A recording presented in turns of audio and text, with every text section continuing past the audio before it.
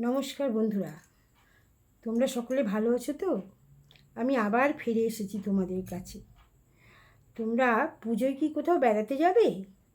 সাগরে বা কাছাকাছি কোথাও পাহাড়ে? সাগরে গেলে অবশ্যই সাবধানে থেকো।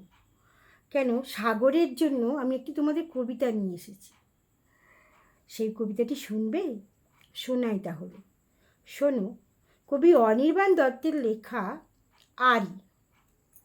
এই দেখো, আর কাঁদছি না, সাগরে কেউ যাচ্ছি না। সাগর পাড়েই খেলতে গিয়ে এলাম আমার ভাইকে দিয়ে। ছোট্ট দু ভাই খেলছি তখন, মস্ত সে ঢেউ দিল কাঁপন। ঢেউ উঠলো আকাশে, কান্না ভাসলো বাতাসে।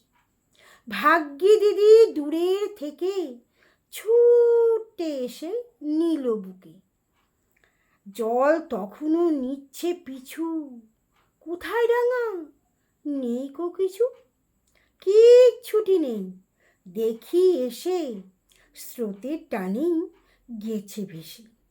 নেই কো ঘর, নেই কো বাড়ি, ভাসছে শুধু লাশের শাড়ি।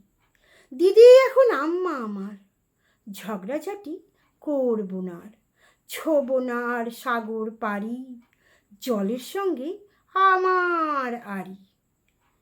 নমস্কার। কেমন লাগলো কবিতাটি? ভাবলে খুব কষ্ট হবে। দেখলে তো, ছোট্ট দুই ভাই খেলছিল, তাদের কি অবস্থা হলো। নমস্কার, তোমরা খুব সাবধানে থাকবে। আবার আমি তোমাদের কাছে ফিরে আসব। কবিতাটি ভালো লাগলে অবশ্যই শেয়ার করে দেবে।